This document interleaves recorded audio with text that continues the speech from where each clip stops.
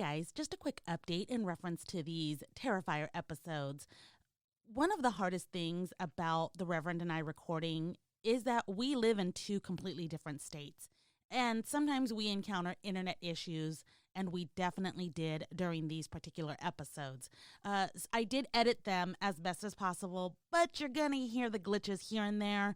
You're going to hear some cuts, and there's just not a lot I could have done to fix that, but I did the best I can, and we hope it doesn't take away from this episode because it was one that we were definitely passionate about recording. So stick with us, and it does get better in the following episodes that we have done. So thank you for listening to Death Holler.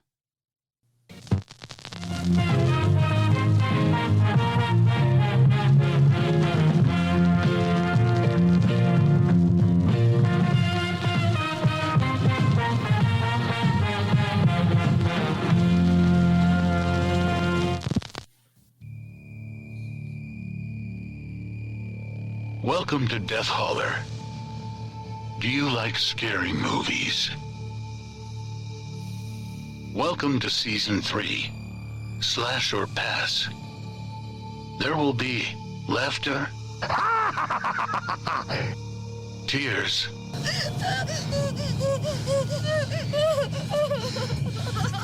tender moments. Jason,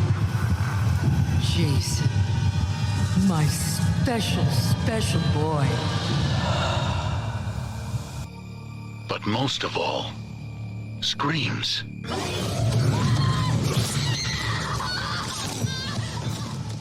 Remember, when you're in Death Holler, listener discretion is always advised. We hope you have a killer time.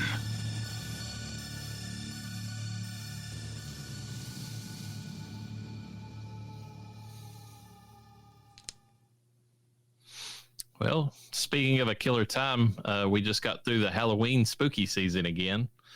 How did that go for you? You know, I barely made it out alive. It was wonderful, actually. It was a great time.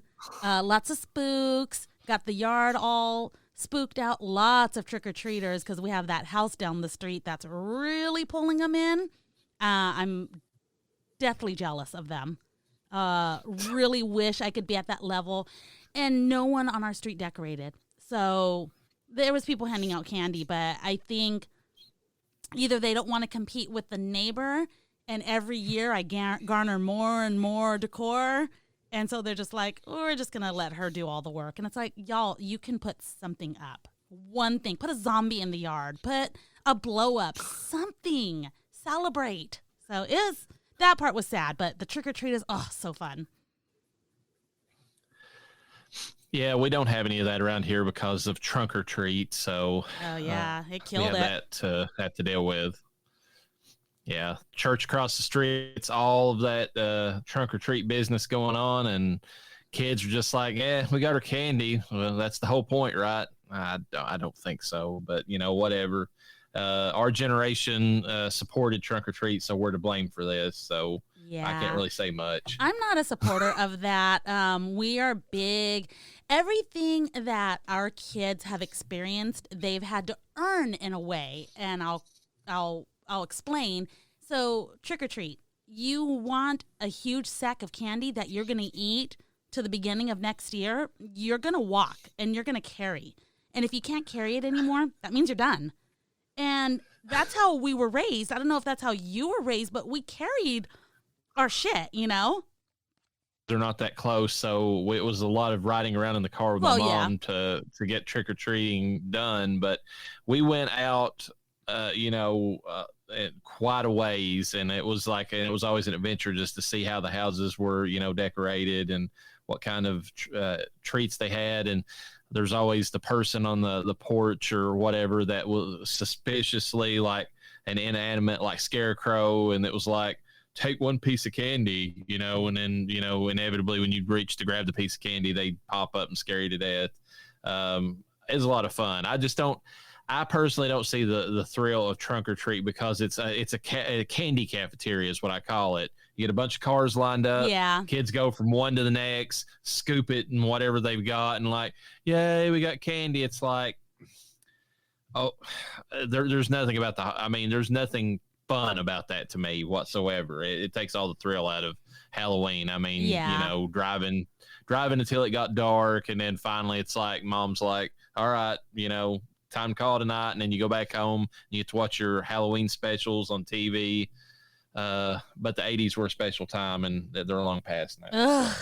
We miss it. We miss it so bad. I will say that it does surprise me, because the one thing I envy about the area you live in is that you still have that small town feel where you guys have the huge like parade, and you have the headless horseman and everything, and you have the pumpkins and all that shit. So I will say, like, I wish that we had that out here, but it's like we have something you don't. We have trick-or-treating still, although we do have trunk-or-treat too, but I think the kids want best of both, because they'll go to a trunk-or-treat and then they'll go trick-or-treating too.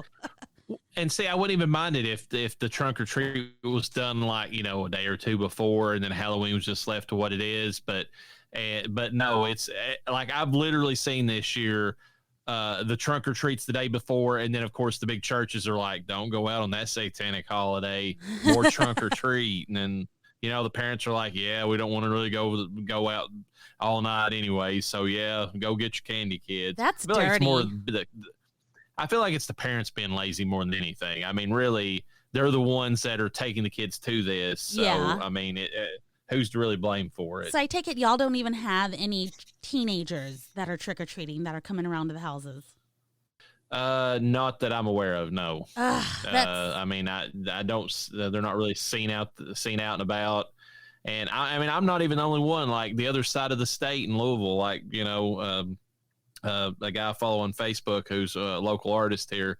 He got all like excited. He had like 2 different outfits he had planned for the night, and he's like this little small neighborhood that is almost looks like Haddonfield is what it looks like. I mean, and and even like one of the outfits he had was Corey from Halloween Ends or whatever, and he said that after the first 30 minutes to an hour there was nobody, and he said that he's fairly sure that the local trunk or treat's got all the kids. That's dirty. So. It's sad because it's such a, traditional thing. I know like a lot of places, like we don't have out here, sometimes we do, is carolers. We used to have carolers during the holidays. That's not really a thing anymore. I don't know. I just, you're right. The 80s were so long ago, was another time, and again, we miss them. Yeah, we have a podcast about that next episode. We about a movie involving the 80s. 2 movies, technically. Yes, they are. One's, it still would be in the 80s. So yes, both of them would be. Yeah. I watched a shit ton of movies though, new ones during the Halloween season, and it was a mixed bag, but I was pretty happy with what I saw this year. The movies were killer this year, to say the very least. The movies that have been put out on Peacock, Amazon, Shudder, of course. Shudder, I know we'll talk about one.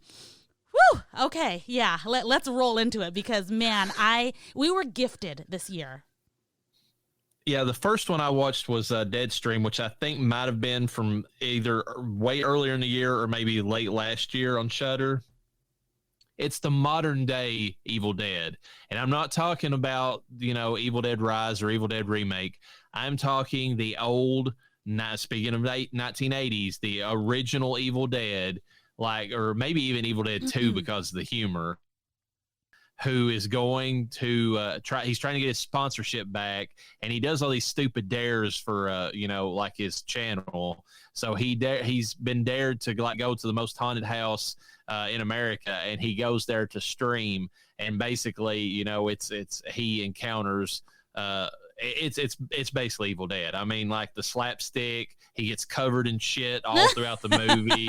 I mean, and it's great. Like, I was really pleased when I watched that movie. I didn't think that they could capture that type of humor, but also be it's got some creepy shit.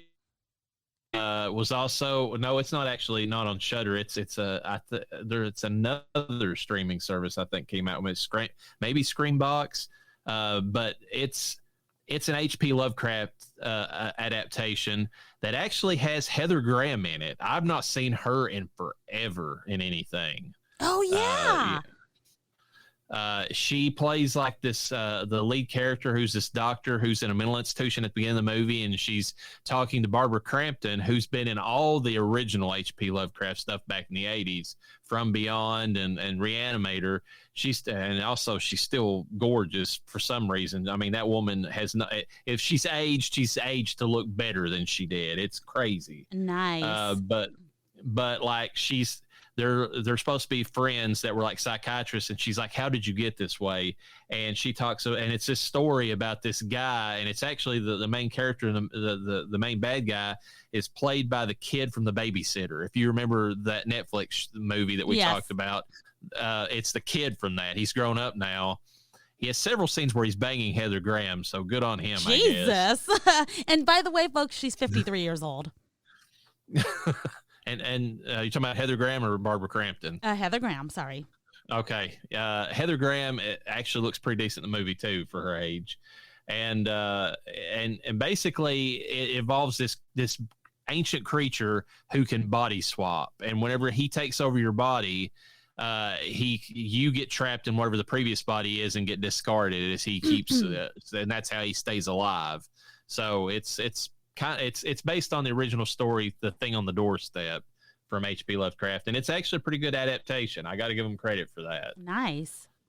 Another book adaptation was Dark Harvest. I summarized it to you as Pumpkinhead meets The Hunger Games. Yeah.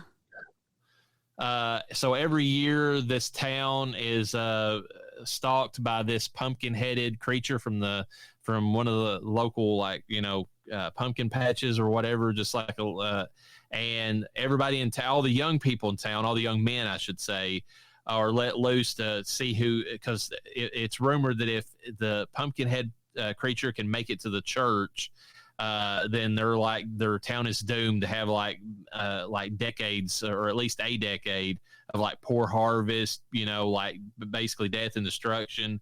And so every year all the young men in town have to go out on the street and risk dying to try to take this thing out.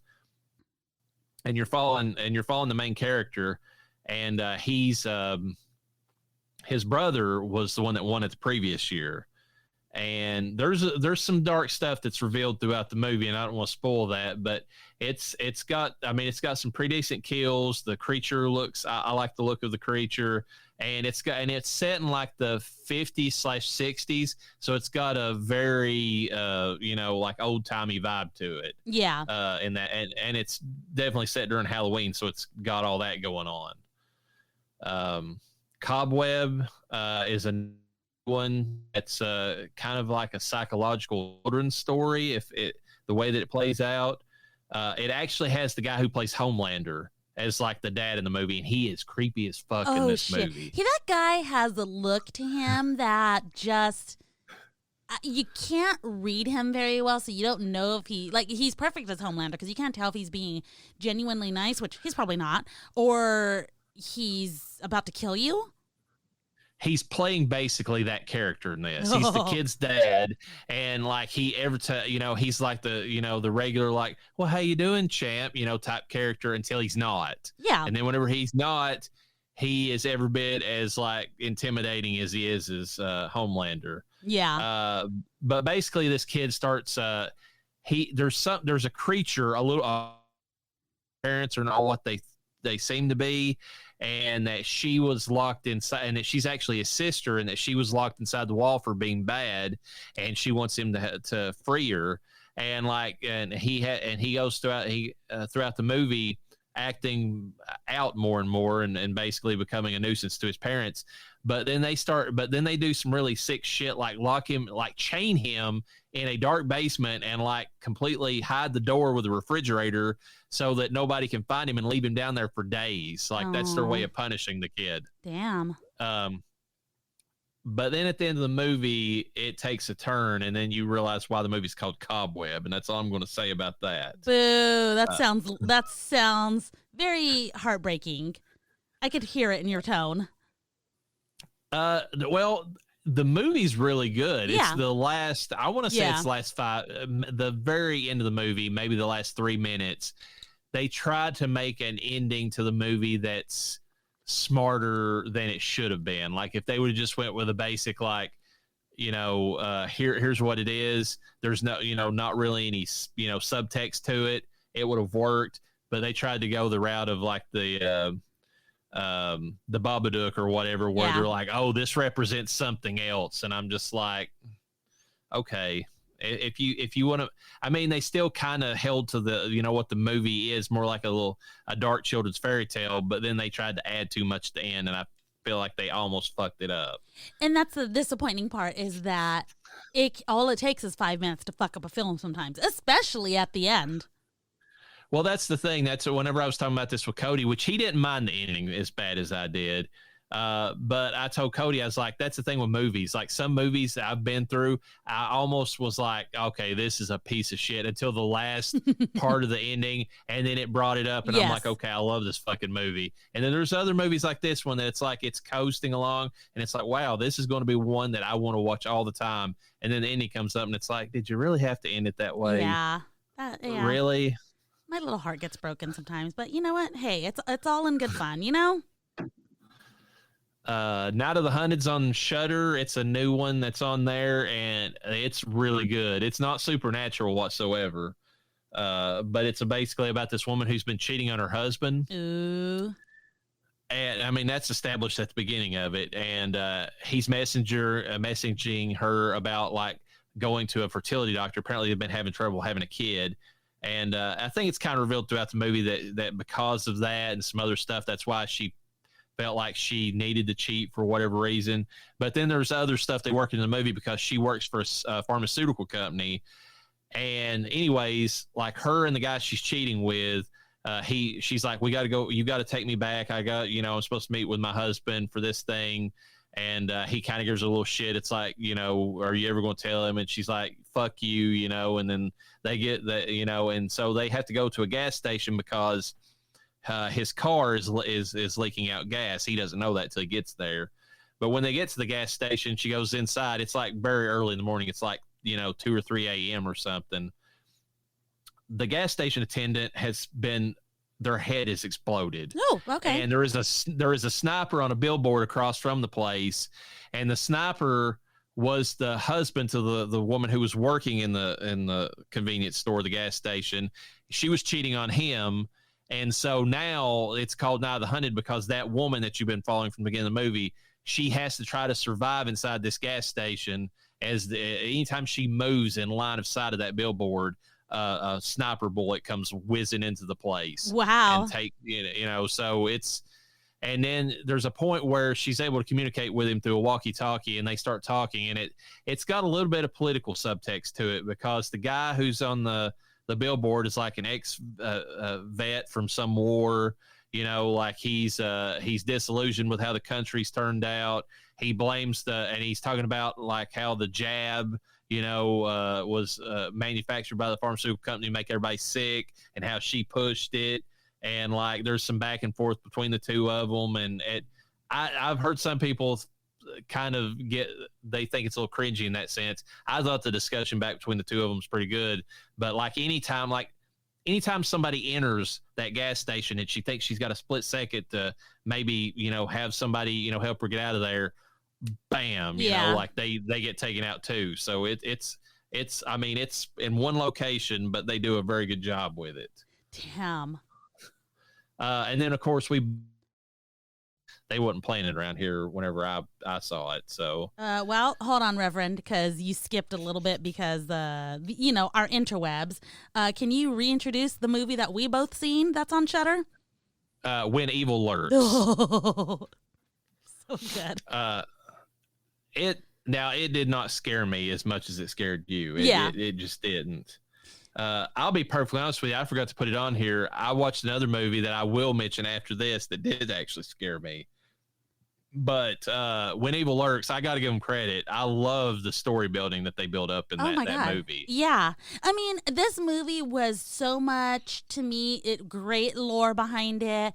I thought the fear was there definitely, I could feel it as, a parent that is going through what the dad's going through, but also so much disappointment because of decisions that are being made. Yeah, and I mean, like, you can't really fault the characters because they're just doing their best, but Yeah.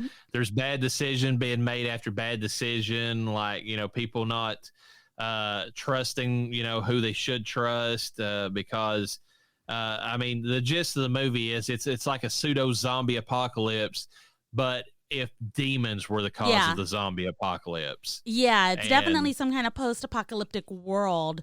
It's actually a post what do they call that, where I don't know, I'm blanking on it, when in like the end, religious types or whatever think that you'll be, sent to heaven or whatever, not a rapture. It's the rapture. Yeah, okay. Post-rapture. Is it post-rapture or is it like mid-rapture?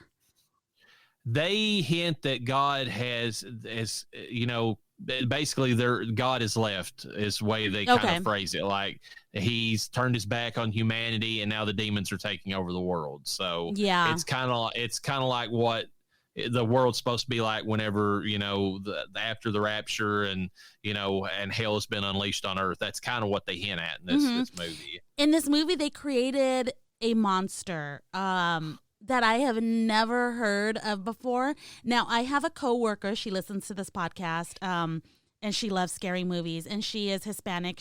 I call her the real Mexican because of the two of us, she's the real Latina. But she, Sarai, I had her watch. I was like, hey, you need to watch this on Shudder. It's called When Evil Lurks. I go, and then when she watched it and she was telling me she loved it, I said, is this lore? Have you heard of this lore before? Is this part of our, beliefs? And she's like, no. And I was like, what about the term rotten? Because that is the monster they created. It's called a rotten. And basically what a rotten is, it's a vessel for the demon to be born. It's like almost like a mom carrying a child, but it's not a woman. It's whoever gets possessed. I don't know. Yeah, and it's weird. The way that they set it up, you can't kill the rotten. Like in a zombie movie, your first idea is to just blow their head off. And that's actually a bad thing, because when you unleash the demon in this universe from the rotten is actually, as bad as it is, because it brings a curse to the area that it's in. Yeah. It's actually better because it's containing the worst of the demon inside of it, because whenever it's unleashed, I mean, everybody in the immediate area is potentially going to get possessed. It's like a bomb of sorts that's going to affect everyone within X amount of miles in the radius. Yeah, and they have rules like electric light tends to bring the demons. Which kind of makes sense, because fire, you think that there's a purifying like aspect in most lore about fire, so fire's okay, but electrical light's a little bit different. And I'm trying to think what else they say in the movie. You can't the cities are prone to bring them about too, so you're better off in the boonies.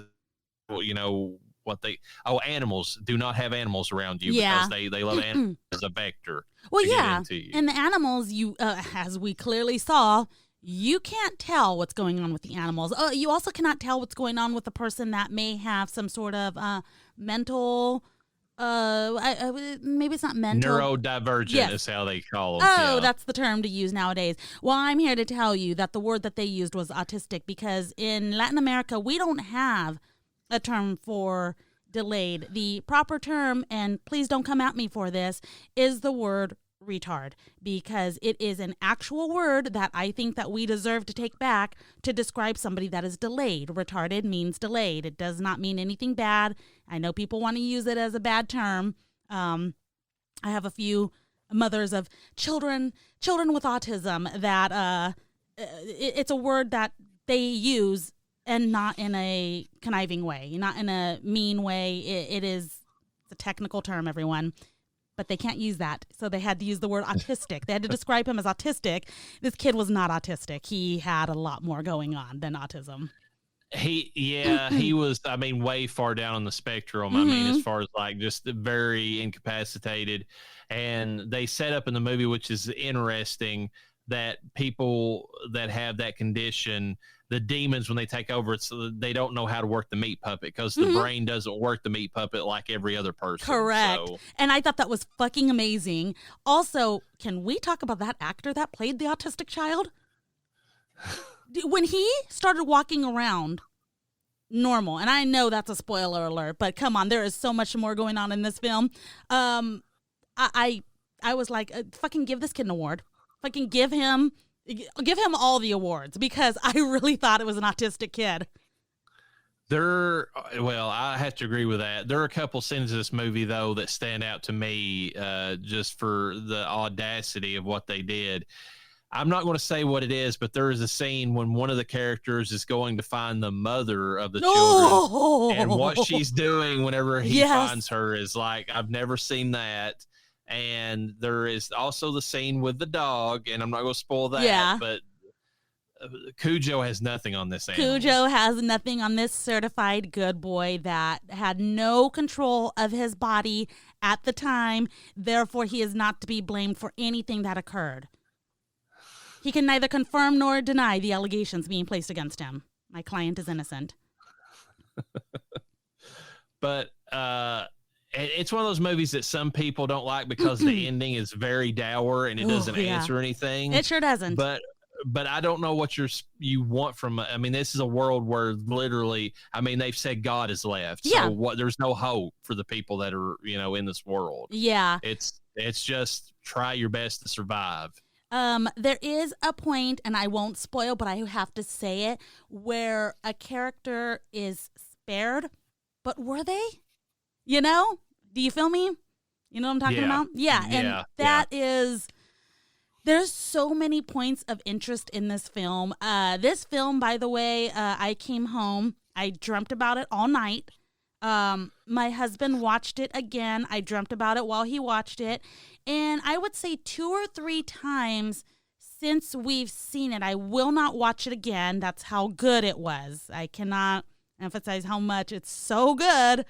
I refuse to watch it again. In my opinion, I am Latina, and those things do affect me, and we believe in it whether we want to or not, because, again, I'm not Latina, hence the way I just said it. But all that being said, 2 or 3 times since he's watched it at home, where I did not, I just watched it. I have dreamt about the entire film. That was my night's dream, the entire film. And it's not scaring me. Like, the film, dreaming about it isn't scaring me. It's just, for some reason, it's haunting me. So what was his opinion on the movie? He really loved it. He loved that movie so much. Now, I didn't want to see this movie. I am not a fan, even though it's in Spanish, and I understand a lot of Spanish. I just don't speak it. I don't like subtitles. I don't like films. I don't like foreign films. It's not my bag, So he forced me to go watch it, and I was like, this looks stupid. And then I was even more mad after I had researched and bought the tickets wait, this is going to be on Shudder in a few days. Like, what the hell? Glad we saw it in the theaters. It was so good. I'm glad we were able to give this it's an independent film, yeah? Yeah, it is. I'm glad we were able to give it the monetary benefits it deserves, honestly. Yeah, it's a world, it's a lore that's ripe for like sequels. 100%. Whether they want to go that route or not, they could very easily. It was good. He liked it. I was surprised. And he's like, see, you need to want to go watch it. My kids loved it. My son felt bad for the main character. And that is just the empathy that my child, who is autistic, has. He actually felt bad. So, well, I mean, that kind of shows that they did a good job, at least. Oh, yeah, definitely. I don't know if this is the movie you're going to talk about. You said you had one more movie that you didn't put on here. I'm going to say it, and if it's not, I don't have anything to say about this movie, but it's one the husband said you had to watch, and it's called Terrified, and it's on Shudder. No, it is not, but I will check that out. Okay, he has it favorited on Shudder just for you, big boy. He did that special just for you. No, the movie I saw, speaking of sequels, it's actually a prequel. It's Hell House LLC Origins. Oh, yeah. Is that the one you told me to watch? Yes. Okay. First of all, I would recommend that you watch Hell House LLC. It's found footage. It's a great type movie. Basically, the gist of it, and they've got 4 of these now, counting Origins. God damn. I've not seen 2 and 3. So, first, part 1 is there's a group of people who go around and they do these pop-up haunted houses in different places, and they try to pick places that are supposedly haunted, to amp up the haunted house effect. I mean, basically they're doing like a knockoff HHN, if you want to think of it that way. Nice. Okay. They picked this place called the Abaddon Hotel that is supposed to be extremely haunted. Abaddon, really? Yeah, that's what it's called. And there was a group of people that died in the place years prior. And so these people built a haunted house there. And I'm not going to ruin anything, but there are scenes, it's found footage movie. There are scenes in that movie where the shit that they put in there starts coming to life and moving on its own. Oh, fuck. In particular, these fucking creepy ass fucking clowns that they placed in the basement, which is where the satanic rituals and the deaths were supposed to have occurred in the Abaddon Hotel years prior. And, it's the creepiest fucking thing in the movie. Like, there's one scene where they send one of the guys through the haunted house before opening night to try it out and see how the the scares work. And he sees shit that moving, and he's like, "Hey guys," I mean, there's one scene where he's like, "Hey guys, funny job with the clown." Well, once he comes back or whatever, they're like, "What the fuck are you talking about, dude? We've been in here the whole entire time.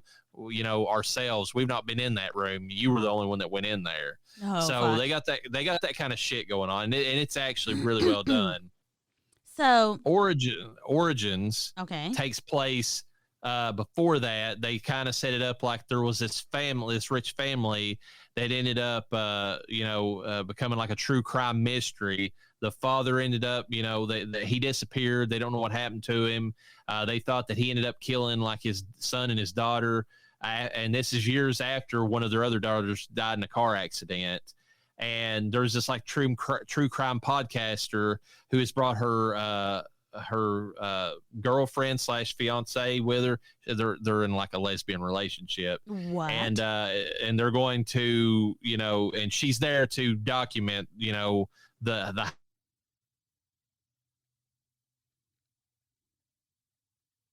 if she can figure out, because nobody solved the case of what happened in this house.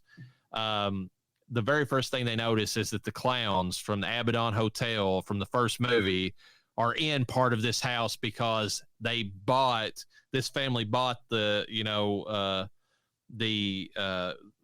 decorations from this local like circus, and it's the same one that has the links to the first movie's Abaddon Hotel. So those creepy ass clowns are back, and they're throughout the whole fucking movie at some point, and man, they are just terrifying to look at.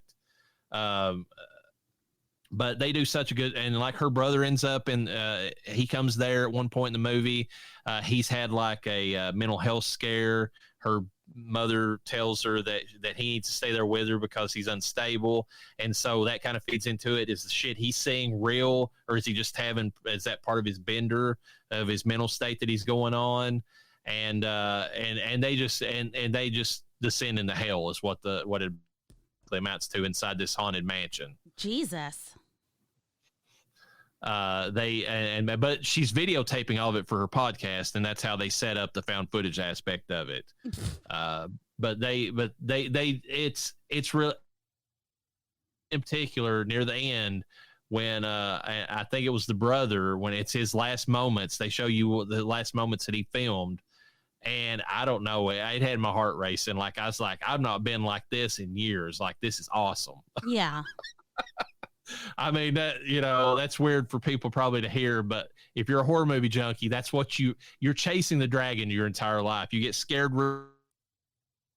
Like it's harder and harder to find, just like if you're trying to do hardcore drugs, the thrill, like the effect is, kind of wears down. And when you find that one movie, it's like, and this did it. Like, I got to, or can you even remember at this point? You cut off. So the last part I heard was hardcore drugs, basically. And then. Oh, I was just going, can you hear me now? I can. Yeah. Okay. I was just saying that, like, you spend your entire life trying to search for that, that thrill or whatever, and this movie gave me that. So I got to give them credit. Yeah, that was your movie right there. I think that's what When Evil Lurks was for me. Yeah, and it makes sense because it's more up it's about a haunted mansion like that. I told you, ghosts are my thing. Oh, so. Yeah. And one of the things about us, being not even to mention opposite sex, but opposite sides of the country and coming together with scary movies, it's really cool that we have our own shit that scares us, I think that's my biggest problem whenever people ask me to recommend scary movies, because it's like comedy. It's like, well, what people find funny and what they find scary are different from person to person. Yeah. It's almost, I can't remember who said it. There was somebody who made the comment that when you watch a scary movie, you're truly watching it alone, even if you're watching in the theater with somebody you love, because what grabs you from the scary movie is going to be internally different than the person beside of you, just because of life experiences being different. So, yeah. It is what it is, All right, let's let these people in. Let's talk about Terrifier. Let's do it.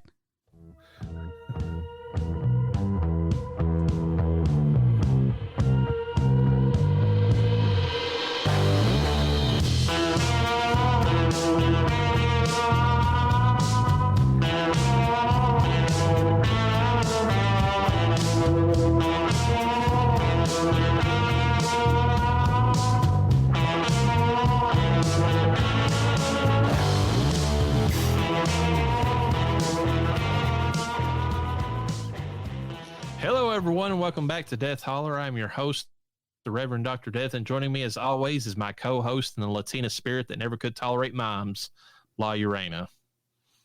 How do you feel about people that pantomime being trapped in invisible boxes? I'll tell you what, I'm gonna box them out of their fucking invisible box. Don't fucking pull that shit around me. I will start swinging. I don't like that shit. There's something creepy about a mime. There just is. Like, they kind of skew close to the clown tangent anyways, with their creepy ass makeup, but like they're a little, I don't know, they're a little bit more disturbing, because it's like, what fucking goes through your head that you think a mime is cool, unless you're French, and then, whatever. They got some weird taste over there. The French like such weird shit. Hey, we learned in pharmacy school that the French prefer their medicine given as suppositories. I'm just throwing that out there. Okay, I have not done that. I have not partaken, but I hear that I guess it works faster. It does bypass a lot of stuff that way, yes. Reminds me of the term butt chugging. Ever heard of that? I've heard of wine enemas and that sort of thing, if that's what you're talking about. You could get buzzed without getting drunk. I don't know. People are fucking weird. We are finally wrapping up this season of Slasher Pass, and today we're celebrating the arrival of the newest slasher to enter the rotten hearts and demented minds of horror fans, Art the Clown. After first appearing in short films, this psychotic clown has gone on to start a brand new slasher franchise. Following in the footsteps of legends like Jason, Michael, and Freddy, Art seems to relish in the brutality of his kills and isn't afraid to use a gun when necessary to keep his rampage going. Bullshit. And I will call bullshit on that to a degree. I kind of like it in part 2 a little bit, but we'll get into that. And of course, playing into coulrophobia, which is the fear of clowns, never hurts either. So put on your face paint, take those bloody clown suits to the laundromat, and keep the bleach and salt ready as we discuss All Hallows Eve, Terrifier 1, Terrifier 2, and then go over the newest information about Terrifier 3. But first, if you're enjoying the podcast listings and helps us grow, also consider following us on social media. You can find us on TikTok and Twitter under Death Holler Pod, and we can be found on Instagram and Facebook under Death Holler Podcast. We appreciate everyone who listens and hope you enjoy the show. All Hallows Eve, which is Attack of the Bees. Oh, God. What is that? What is that? What is it? Oh, no, not the bees! Not the bees! Ah! Open my eyes! There were segments of this movie that I was screaming the same thing as Nicolas Cage. Oh, my eyes. All Hallows Eve 2013 tagline, come out and play. Directed by Damien Leone, written by Damien Leone. Don't know the budget or box office because this was very independently made, and I don't think it really got out there that much. But it's in circulation, and people know it as the first appearance of true appearance of Art the Clown. We are covering in particular Terrifier short film, Left Alive as a quadriplegic. Mike Gianelli, who plays Art the Clown in this, instead of the one that's in the newer movies, which is Thornton, I believe, is his last name. Supernatural psychotic clown. Michael Schimmel, who plays the gas station attendant, who's just doing his job. Jennifer Castellano, who plays the mutilated woman. She's the faceless victim of Art. And Daniel Rodas, who plays man in the car. He's a Rodas. Who's a good Samaritan who gets killed for being a good Samaritan. That's always what happens in these films. If you see somebody screaming off to the side of the road and they're covered in blood, probably need to keep on driving. The Babysitter wraparound short film has Katie McGuire playing Sarah, the babysitter. Mike Gianelli again is Art the Clown, the videotape slasher. So a synopsis: an anthology of short films, all featuring Art the Clown in some capacity. The two films that primarily feature a psychotic clown slasher, The Babysitter wraparound story and Terrifier short film. In Terrifier, Art is thrown out of a gas station for pissing and smearing around. Art uses a sketchy black label VHS to travel through a television into a home on Halloween night and murder the two children that are being babysat by Sarah. Faces get removed, Art gets the tattoo, and you should monitor more than just the candy on Halloween night. The body count in Terrifier short is 2 counted and 4 non-counted. So the brain pan, again, Art using his gun because he does that. Yeah. Non-counted, we got the mutilated woman with her face ripped off. It's assumed she probably died later, but she could have lived like the heroine from Terrifier 1. And then we have the woman who's the protagonist, and at the end of the movie, she's still technically alive, but her arms and legs have been amputated and, kind of sewn back together at the stubs. And we have slurs carved into her body, such as slut. That's fucked up. That's Art the Clown for you. Yeah. And then the Babysitter short has 2 counted deaths. Tia, who's the little girl being babysat, her head's cut off and the body is missing. Ugh. And then Timmy, his head is cut off and body missing. And they're both laying on their beds when the babysitter comes upstairs and sees that Art the Clown has paid her a visit during the night. So the heads are on the bed? Yeah, that's all that's there. That's fucked up. And they're younger kids too. The Timmy is like, I want to say he's maybe 10, 11, and like his sister's like 14 or something. So yeah, pretty young kids that he takes out. He doesn't discriminate. I'm going to give this the Nick Cage rating of The Flash from 2023. Questionable acting and story. The effects are hit and miss, and Art makes a cameo in some segments like Nick Cage did in the CGI Tim Burton Superman scene from The Flash. It's okay. I mean, it's not one that, especially for an independent like anthology film, I've seen way better. Like outside the ones that I mentioned, the 2 other stories in the movie, I didn't really jive with. I didn't really think they were that great. So. Yeah. But the Art the Clown, the Terrifier one that was made later into a movie discussion. Number 1, Terrifier from 2016.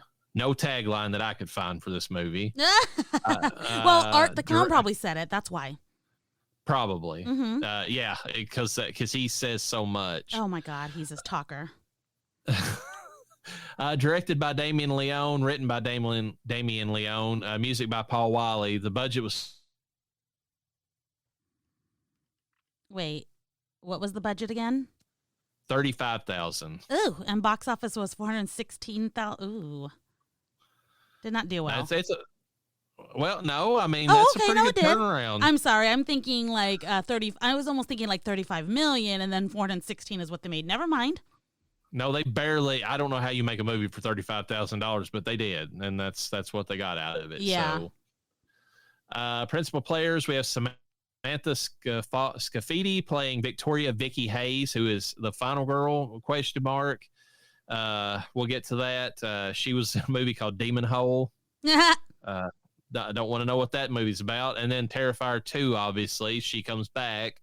David Howard Thornton plays the Art the Clown that everybody is aware of, the sadistic clown slasher. He's actually plays the not Grinch in the mean one that just came out. He plays in that movie, the evil Grinch movie that they came out with, kind of like the evil Winnie the Pooh movie that was recently out. Yeah, so he's the not mean one, or he is the mean one? He's the Grinch, but I said the not Grinch because the Grinch is owned by Universal. So, okay. So he's the knockoff Grinch, the one that kills everybody in that movie. And then obviously he's in Terrifier 2, and he's going to be in Terrifier 3 here shortly. Gino Caffarelli plays Steve, the pizza store owner. He makes another appearance as another character in Terrifier 2.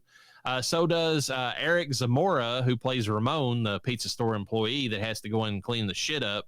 That I don't know what it is about Art and smearing his shit all over like bathrooms, but I feel sorry for the people that have to clean them up. Is all I'm going to say. Yeah, and he sure does like his peanuts. Oh yeah, he eats a lot of peanuts. Catherine Cochran plays Dawn Sissy, that fine vagina. She was in Faceless After Dark, Terrifier 2, Return to Nukem High, and then Return to Nukem High. Jenna Cannell plays Tara Hayes, the goth pseudo final girl. The one part of the movie that pisses me off to no end, and the reason I still don't like this movie as much as most people do. And we'll get to that. She played in Faceless After Dark, Renfield, The Bye-Bye Man, and she returns in Terrifier 2. Or at least I think in picture form. Like they kind of like say she was killed in the previous movie or whatever. Okay. I don't know. I'm not meaning this bad, but I don't know how to say his name. Puya Mosini. I think that's as good as it's going to get, honestly. She's the cat lady, the crazy cat lady that's living in the abandoned building and has baby dolls. Okay, for some weird reason. Hear me out. Did you think she was slightly hot? Like if she was made down. She wasn't made up. And even then she's still pretty. If she put on any makeup, she would have been probably a smoke show, yes. Yeah, I was like, holy crap. Like they could have picked someone definitely uglier. They did not.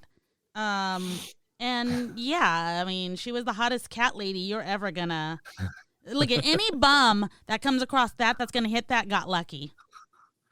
Well, I mean, you know, technically Art the Clown got lucky because he cut her tits off and was wearing them. So that is true. He did cop a feel, literally. Yep. Michael Levy plays Will, the exterminator and co-worker to Mike. He was the producer for Terrifier 2, Phantom Fun World, Hollywood Dreams and Nightmares, the Robert Englund story, and Pennywise, the story of it. And he's an actor in Terrifier 2 and The Dark Offerings. Matt McAllister plays Mike the Exterminator, who also comes back in Terrifier 2, I think in the sum of who died in the first movie. And then we have Corey Duvall, who plays Seth Bolton, the coroner at the end of the movie, who just doing his job again and wrong time, wrong place. Oh, yeah. And then I remiss if I don't mention that Katie McGuire, who played the babysitter in All Hallows Eve, comes back and plays Monica Brown, the talk show host, who gets her face ripped off at the beginning of this movie. So there you go. She was talking shit and kind of got what she deserved. Synopsis. One Halloween night in Miles County, two party-going young women make the mistake of picking upon an ugly clown. What happened after would result in the deaths of at least 8 people and the horrific disfigurement of another. This is the start of Terrifier's sadistic reign and the poor souls who crossed his path. Heads are rolling, cops are patrolling, and a woman gets cut from stern to stem. I mean, it's a meme. It's right behind you. You know what I'm talking about. Body count, 8 counted, 10 non-counted. I'll get to that. We have Steve, who's decapitated. His head's turned into a jack-o'-lantern. Pretty cool. I liked it.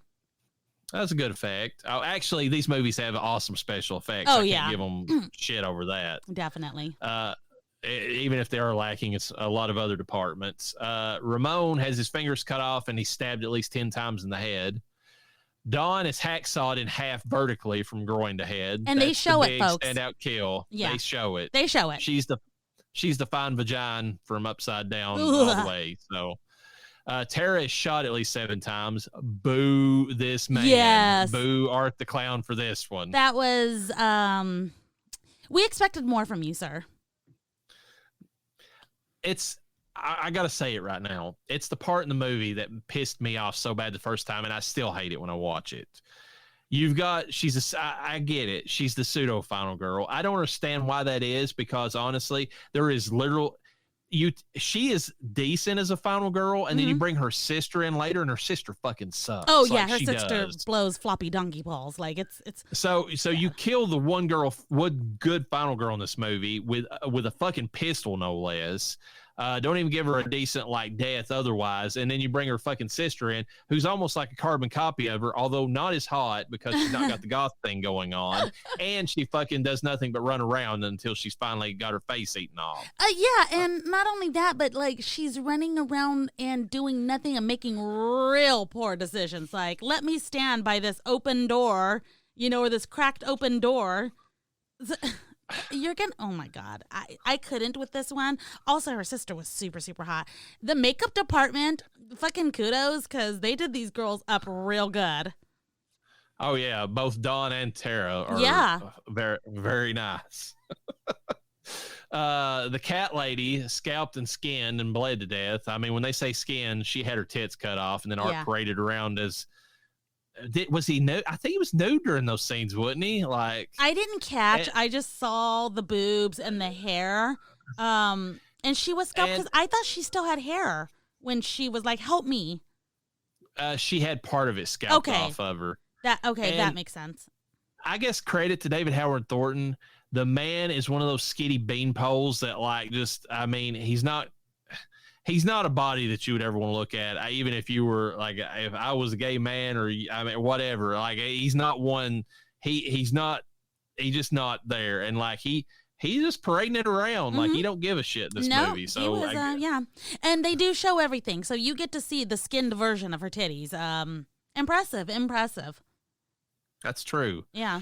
Will is stabbed in the head and then decapitated with a hacksaw. Good one. Mike has his head squashed by the clown shoe stomp, which is pretty cool effect. Mm-hmm.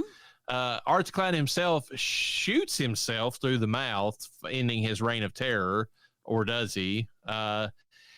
Non-counted, and the reason I didn't count these is because they technically, in the sequence of events of the movies, because the way these are filmed, they take place in part 2. They don't take place in part 1. The coroner, he dies at the beginning of part 2. Okay. And then Monica, her show is going on while after Art has went to the laundromat, and he's watching TV, and he's watching all that. So it takes place during part 2 as well, when she gets her eyes gouged out with, the thumbs or whatever, the final girl from this movie, if you want to call her that.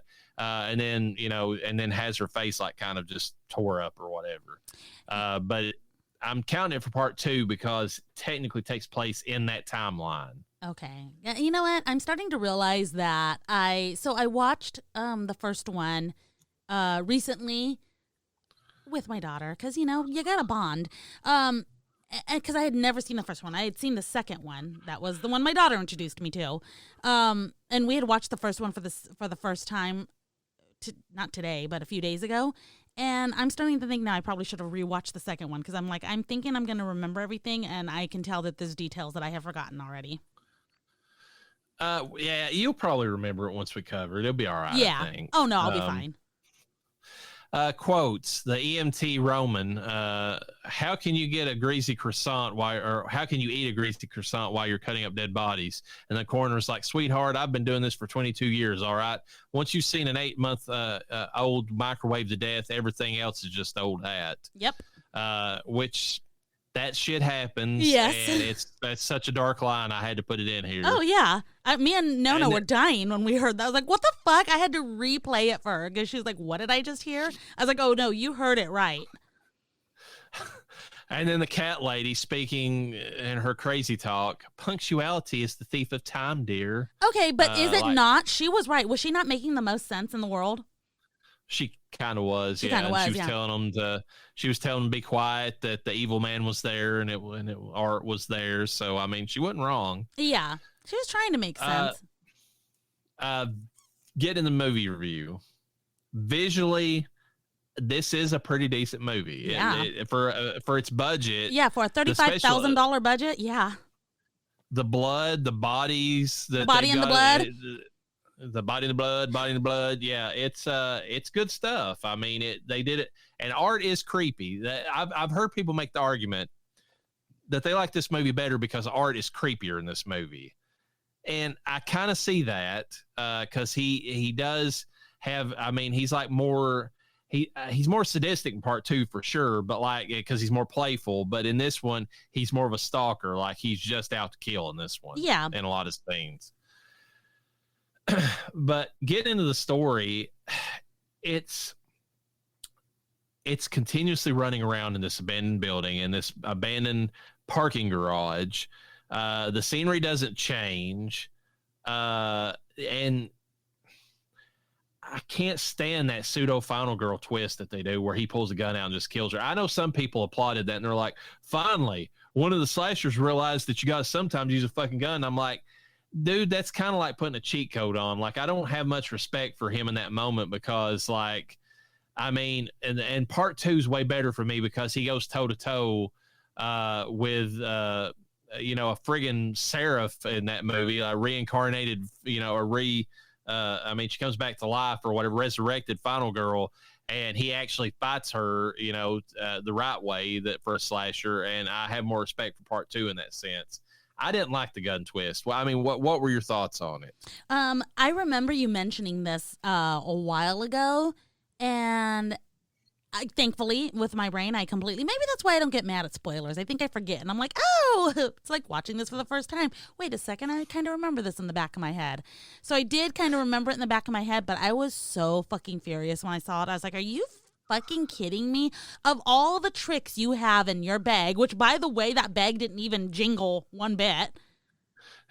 Of all the chains, he made a fucking cattail. He made his own fucking bladed cattail. And speaking of that, you know what that cattail's made out of? Huh? It's in the trivia, but I'm going to bring it up now. It's made out of the hair of his previous victims. Oh, dirty. That's awesome. That's a nice little spoiler right there. I like that. But yeah, like, of all the things he had in there, he's thrown it over his shoulder. That dude from the pizzeria picked it up hella like it was fucking filled with cotton or stuffing and just threw it outside. Didn't even clink, clink, clink when it hit the ground. No. It's just, that didn't make any sense. And the gun is perfectly, like, he has all these rusty tools in that garbage bag, but that gun is like polished to a shine. It's like he's got fresh bullets for it. And it's like, that makes you an American killer for sure, that you go that route with you, that you take that of your gun. But I don't know. I just can't jive with it. It just don't fit. I didn't like the fact that he shot her. I didn't think that was I don't know. It was just so lame. She deserved better. She deserved to go out in a better way. Yeah, and especially since she actually, I mean, between her and her sister, she actually fought back against him and, her sister did at one scene with some kind of pipe or something she found or whatever. But, like, it was Tara that actually fought back against Art in this movie, and she just gets taken out. And some people like that little twist, but I don't know. To me, it would have been fine if that twist had been punctuated by something more after. But they just basically, like I said, took an uglier, better face eaten off, and I'm just like, that's why you got rid of Tara, was for that. Yeah. You know what made a better story, in my opinion? If Tara's sister had got their right before that, and her sister had been killed in front of her. Yes, and then that was what spurred her on to go after Art just that much more. Yeah. For the rest of the movie, and she would have finished the movie out instead of her sister. But whatever. Yeah, I'm trying to think. Was it Tara that was beating? No, it was. It was Tara. I think Tara was beating him with the board and was like, "Get up, get up!" And that was right before she got shot. That was stupid. She's like, yeah. I think she should have got away from him, honestly. Well, she probably should have, but I mean, they just, that's the way they played it out. So, I mean, the acting, now David Howard Thornton or whatever, he does a great job as Art. I'm not going to lie. Like, for a mute slasher, especially, he picks it up in part 2. To my opinion, there's certain things that he does that I almost like the character, because he's like so giddy about and like playing around with people so much without even saying anything. He's like a weird combination of Michael Myers and Freddy Krueger. Like, he's got the personality of Freddy, but he doesn't speak. It's kind of a weird combination. The acting by the other people, Tara and Dawn, were okay. Mike and some of the other people in that building, Cat Lady, that's what you get with independent films. And then of course the final girl, I didn't think she was good at all, but she, whatever. And then the music, it was there. It didn't really stand out. The music in the second movie is awesome though. It's got that synth wave thing going on. Yeah. But this one, not so much. I don't know. I know a lot of people. I've heard people say in recent months that they think this one's better than part 2. I cannot agree with those folks at all. Part 2, that he was better in part 2, or no? They say that that Terrifier 1 as a movie is better than part 2.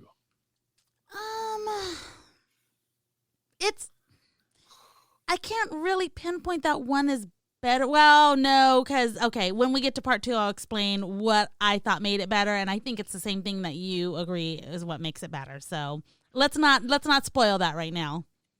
But no, officially no, it's not better. The one thing I'll say about this is, if you watch All Hell's Eve, you watch this, and you watch Terrifier 2, you are seeing Damien Leone take basically the same movie and iterate on it and make it better with each successive movie. Yeah. I mean, because literally Terrifier, All Hell's Eve, the Terrifier movie segment, short film segment, this movie, and then Terrifier 2 are basically the same movie, but he's adding more elements in as he gets more money and better actors. Yeah. I can't fault him for that.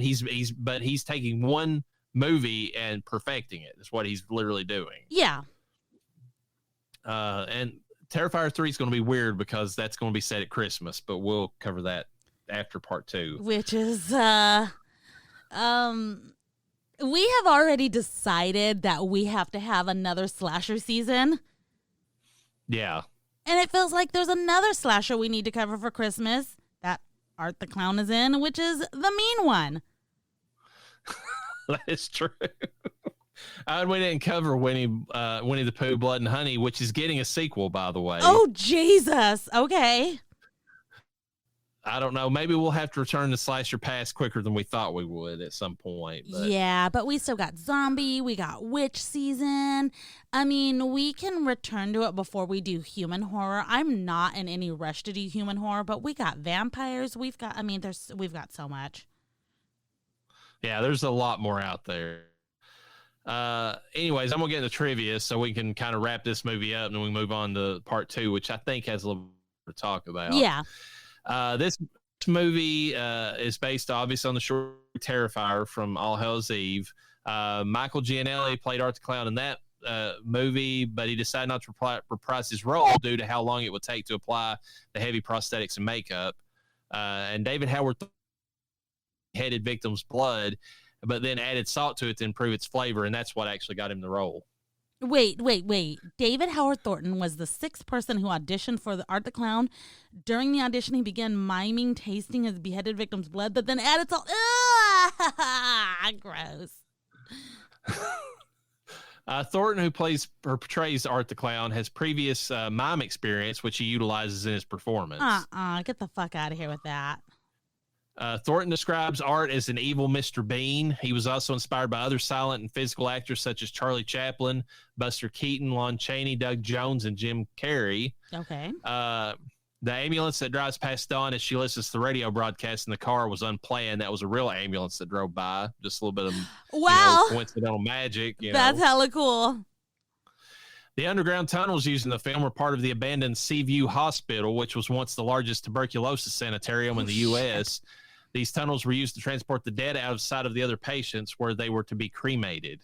Damn. They actually have that at the Waverly Hills Sanitarium here in Kentucky, too, which is one of the most haunted places in America. Oh, yeah. And they call those the death tunnels, where they would wheel them out so that their bodies wouldn't be seen by others. Do you hike over there? Don't lie. No, that's in Louisville. I don't know. That's way out there. The director Damien Leone actively made Art the Clown as different from its Pennywise as much as possible. For example, Art doesn't have hair, he isn't colorful, and he doesn't speak. Yeah.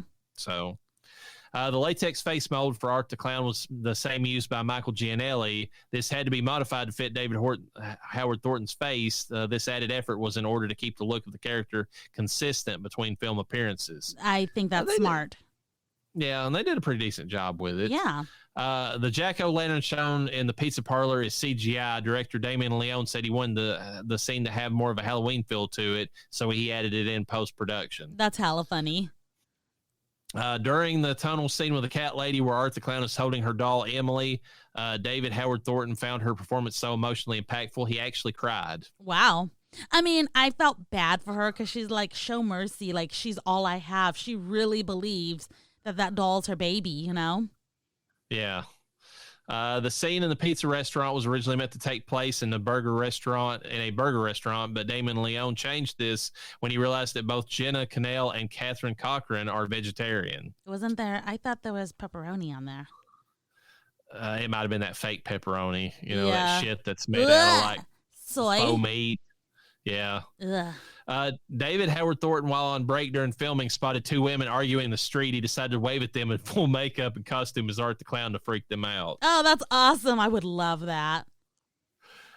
Catherine Cochran, who played Dawn, was filming Chuck and another horror movie during the making of this film, while Jenna Cannell, Tara, was also filming The Bye-Bye Man.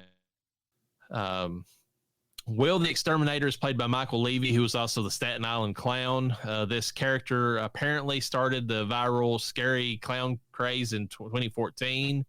2 years prior to the Great Clown Panic of 2016, the same year this film was released. Oh, that's hella funny, because I remember that. I wish we could go back to just scary clowns on the side of the road being the only thing we had to worry about. 2020, COVID, the summer of love, hyperinflation, a president that shits himself when he gets on stage. Let's go back to scary clowns, folks. Yeah. Our world's way worse Take now. us back. Art the Clown's flail is made out of the hair of his victims along with sharp metal instruments. There you go. That's metal, man. I don't know what to say. Yeah. That's some dark shit. It is. When asked during an interview in April 2023 if there would be any criticism of this film that surprised him, director Damien Leone said, "I get constantly accused of being misogynistic. Of course, today it's inevitable. What really shocked me was being called transphobic because of the scene where Art skins and wears the woman. It makes me laugh because it wouldn't be any further away from what I am, raised by all women and everything. It's so funny to me. I think it's just so comfortable tackling sexual violence because I was raised by all women that I don't think about those things when I'm doing it. I don't think I'm offending. I'm not trying to offend, so there's really nothing I'm not afraid to show." Yeah. Speak it. The fact that they claim that transphobic where he skins the woman. What do they think about Leatherface? Like, I mean, seriously, some of these people honestly have probably never went back and don't even know what that is. But I guarantee you, if you took some of these woke nuts and you showed them like Leatherface with like the lipstick on, transphobe, like that's what they'd be screaming, like constantly. I don't know. I don't know what people are expecting anymore. You can't please everyone, so I'm glad he just kind of shot back with like, no, I'm not trying to do this. Basically, shut the fuck up. And that's what honestly, if you want to continue and you don't want to get shut down by the mob, standing up to them is actually the best thing, because as soon as you say I'm sorry, you're done for. They don't take your apology with any kind of real sincerity, and they just basically use it as shaming at that point. Yeah. Jenna Cannell performed. I mean, yeah, she performed all her stunts. She looks like a badass. There, so. Have you seen? Okay, so I'm actually looking at photos of Jenna Cannell right now. I don't know. I don't really know any other films she's been, but I can tell she plays. Okay, she reminds me of the actress we just talked about this season in that French film. What, High Tension? High Tension. So, because there's one picture where she's shaved completely bald. She wears a lot of tank tops and rugged jeans. And much like that actress, she also still manages to look very good, you know?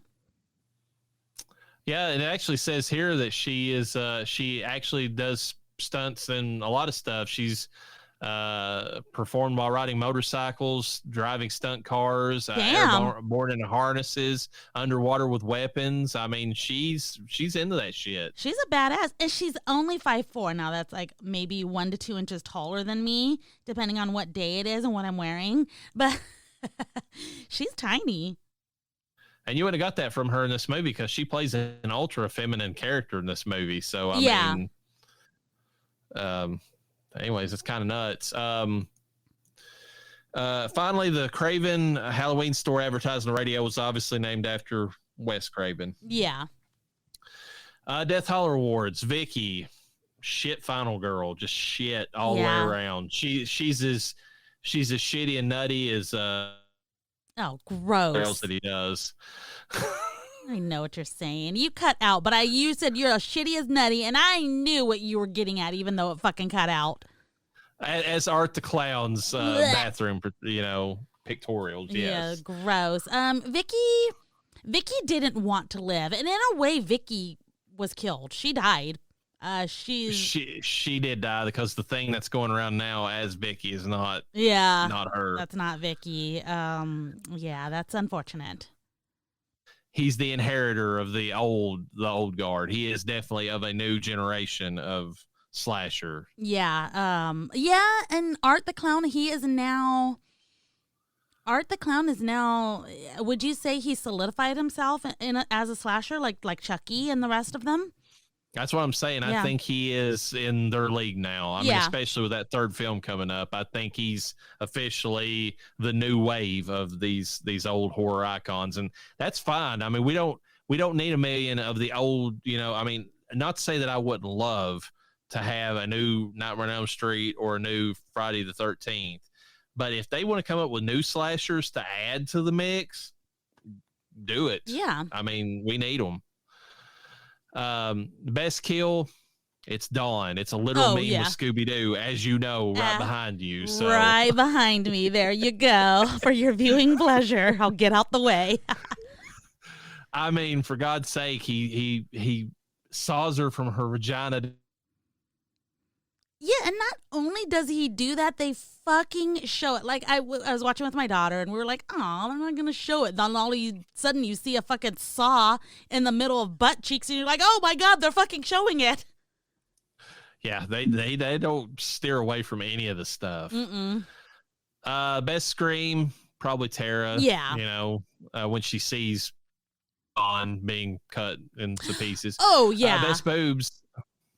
I put best. It's not Vicky. I meant Dawn in this whenever I typed it up. But yeah, Dawn hanging upside down with her boobs exposed. They're probably the best.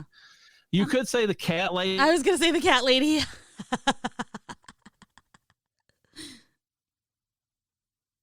That's looking. So there's that. Best side character, the exterminator guy. Yeah. Because I mean, there's not a whole lot of extra people in this movie. So I mean, he tried. It's like that, The Simpsons, where you have that cake and it says, at least you tried. He tried. I mean, he came back after getting brained in the head with a hammer and still tried to take Art on. Franklin Ward, Cat Lady. I mean, she's. I really think Vicky. Now, I'll actually give you that. Vicky is worse. So there you go. Yeah, because Cat Lady, she doesn't have all her faculties in place. That's true, but she does get the Doom Prophet award because she is the Doom Prophet. Ultimate Doom Prophet. Only slightly annoying and definitely like hot for a crazy person, and not like this girl is hot and she's crazy. No. She is genuinely crazy. And she means no harm, for sure. And hot, crazy Ralph. That's what we got in this movie. Dumbest moment. To me, it's the fact that they looked at Art the way that he looks on a dark night when they were out by themselves, and they made fun of him. Like, don't poke the bear. Don't even, if you see him, wave at him. Even that'll probably get you killed from Art because he's weird. But definitely don't fucking make fun of him. I mean, that's just going too far. Tara didn't make fun of him. She was just terrified of him. Tara, terrified. She was terrified of him, and the way he was staring at her in the restaurant, he definitely loves himself a brunette. He's a brunette guy. He don't like blondes. Does he love a brunette or does he love a goth? Because I feel like it's a little bit of both for Art. A brunette goth. Can you have? I guess you can have a blonde goth, but is that fun? You know? I mean, they say blondes have more fun, but not as goths. Not as goths, no, because that's the lighter side of goth, and when you're goth, you just want to go all dark. The only thing that's supposed to be light is your skin, you know? And that's true. And I mean, God, you can have more than one color goth, so it's just the hair's got to be dark, you know? Yeah, well, I mean, you have a fair point, because I would say the Craft or whatever, the black girl in that one who was kind of goth like, she was pretty hot. She was pretty hot. Also, do we think that oh God, do we think Dawn's boobs were real? I'm going with yes. The way they were sitting when she was upside down, it looked real to me. Okay, that's what I was trying to debate, because they did have like some gravity to them. They wasn't like in this one, so I will say yes. Yeah, she's got nice boobies, and nice boobies when you're young and don't have kids. They stand. They're perk. Some women even have harder than normal natural breastises. Not to make this conversation get weird, and I'm wondering if she's just one of them because she's still young, you know. But then when she went upside down, I was like, oh, them things look real, because I don't know. I don't want to get too specific with it. It gets real pervy real fast. They were real, in my opinion, and I am a professional. I own a set. What about those ass cheeks that were getting clapped by Hacksaw? Good God. They showed it. They really did show it. They were jiggly. But then again, so was she while she was being sawed. So, you know. That's true. It's funny because my daughter was like, how is she still alive? You know, while he's sawing all the way. At this point, he's down past her belly button. I was like, she's not alive. Her body's just moving because he's sawing through her. I don't know, because when we get to part 2, I mean, it goes ludicrous how long one of the victims in that movie oh, God. stays alive. I know which one you're talking about. We'll get to that. To wrap this movie up, I don't... this is okay. Yeah. Like, I don't hate this movie, but I hate that part with the gun. I really do. It's disappointing. We were hurt. But it's okay. It was made up. I mean, everything else was pretty legit, so... Let's not focus on one bad thing. Let's focus on all the good. Yeah, I mean, and we do get a new horror icon in Art, so there's that. Yeah. Know. All right. We're going to wrap it up this episode for Terrifier 1, and then we'll catch you back up with Terrifier 2 on the next one. With that, folks, peace be with you. And with your spirit.